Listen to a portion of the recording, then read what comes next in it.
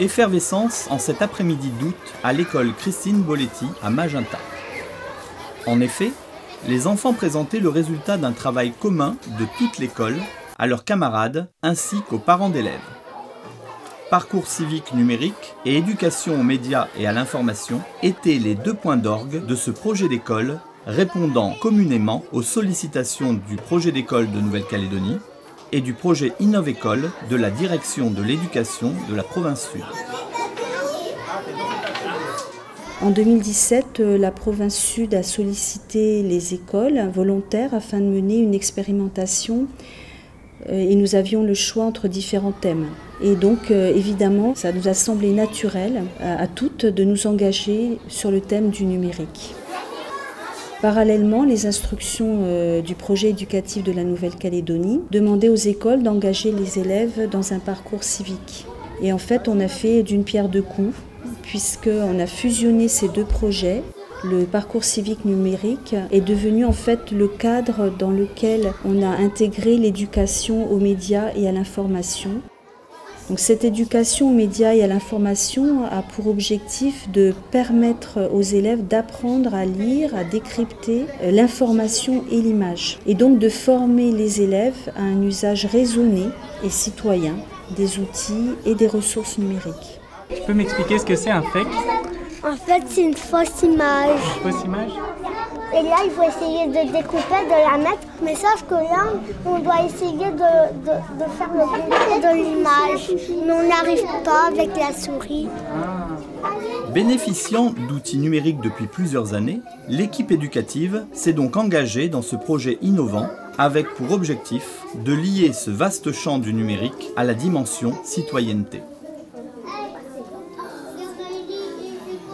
Les enseignants de l'école Boletti se sont engagés dans ce projet. Déjà, ils ont choisi d'adhérer à Innovécole. Ce n'est pas une formation qui a été imposée, ils ont choisi de le faire. Ce qui est important de préciser, c'est que c'est déjà une école qui est engagée dans les outils numériques. On est tous équipés de TBI, on a tous l'ENT.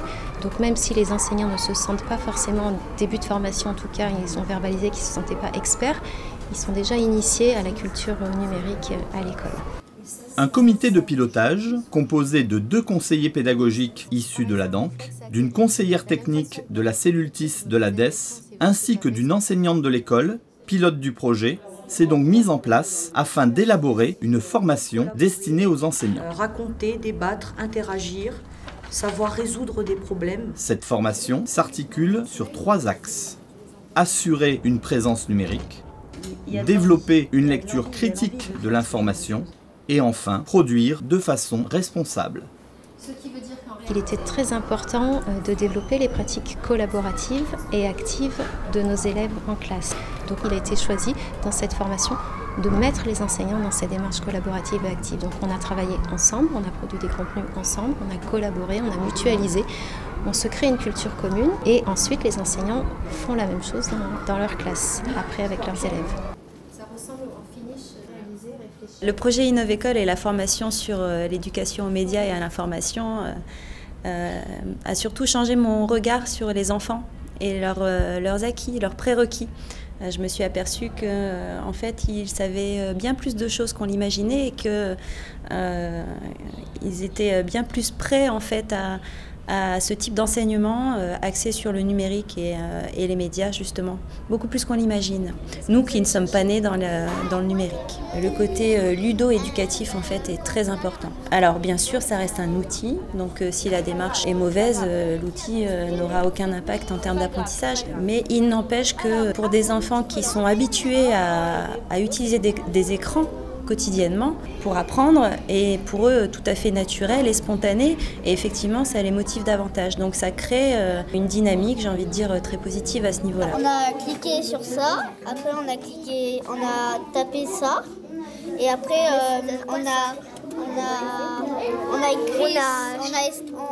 clique sur photo qui est juste là. Ce projet-là, en fait, est un projet engageant. C'est un projet qui est donc collectif. Et ça, donc je me suis remise en question et je trouve que j'ai dû changer ma pratique professionnelle, mon organisation de classe.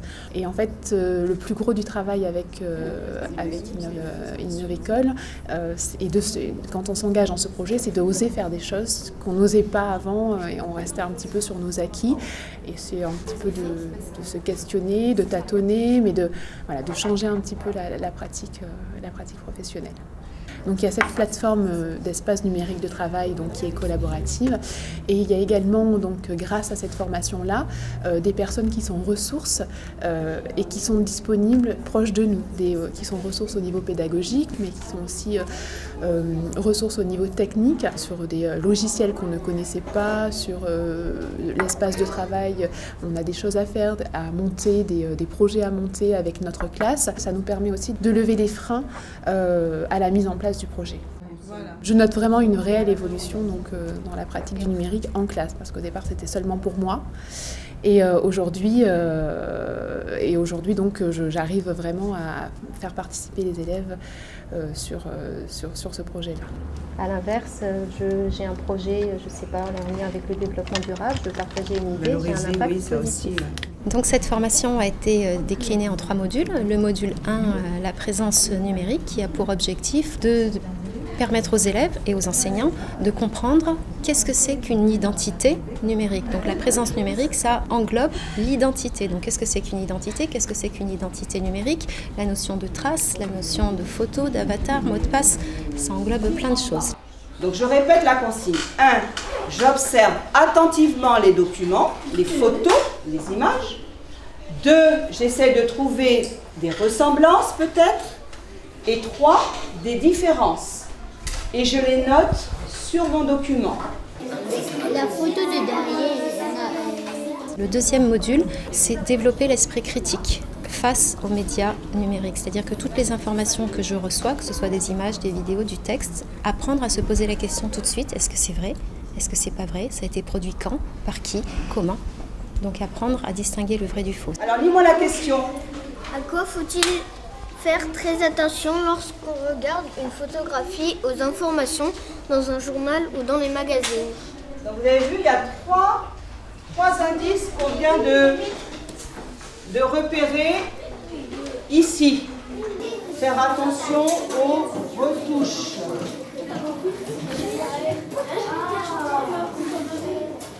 Eh bien, je crois que vous avez tout dit par rapport à ce qui devait être trouvé. Attention à la légende du texte, au cadrage de l'image et aux retouches d'image. Le module 3, ça englobe le module 1 et le module 2, c'est-à-dire apprendre à publier du contenu numérique de façon responsable. Quand j'ai un contenu numérique, je peux ou le partager s'il existe déjà, ou je peux le créer. Et par rapport à ce contenu numérique, est-ce que c'est vrai? Est-ce que j'ai le droit de le partager? Et si je partage ou si je publie, est-ce que ça a un impact sur les autres et sur moi? Ah bah alors elle n'est pas truquée la photo. Zoom sur ça là. Il s'agit pour l'enfant, au cours du module 3, d'être auteur de ses publications et d'être responsable du contenu publié. Donc pour cela, on vise plusieurs compétences, c'est-à-dire de la production, de la communication et le partage des informations, d'informations fiables et responsables. L'enfant va devoir travailler en français, en maîtrise de la langue, également en instruction civique et morale, et tout ça en lien avec les techniques usuelles de l'information et de la communication.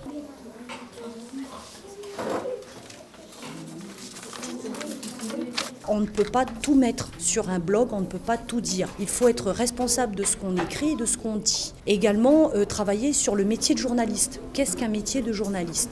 Ensuite, parler du droit d'auteur, comprendre ce que sont que les droits d'auteur, le droit à l'image, le plagiat, la piraterie, et également savoir déjouer l'info de l'intox, c'est-à-dire utiliser une démarche par Décodex ou par Google Images pour authentifier les photos et les articles de presse. Ensuite, L'espace documentaire.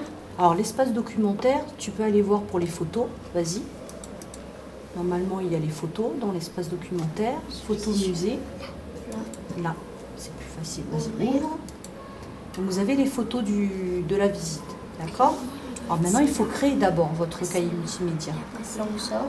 On arrive à un aboutissement du projet EMI où les enfants ont été déjà dans le bain dès le module 1. Et donc, ils ont compris les enjeux déjà d'une identité numérique, mais aussi les dégâts que peuvent provoquer les fausses informations dans le module 2. Et donc là, le module 3, c'est pour eux un moyen en fait de produire quelque chose de cohérent, de publier en fait quelque chose de façon responsable et avec des sources justes. Donc pour eux, c'est une source de motivation, mais aussi un aboutissement dans le projet Innovécole. Pour pouvoir mettre en place tous ces 3 modules, chaque enseignant dans chaque niveau de classe, pour chaque module, a réalisé un scénario pédagogique qui aboutit à la fin à un projet commun pour toute l'école. L'idée retenue par cette école a donc été la réalisation d'un journal numérique pour lequel toutes les classes ont travaillé.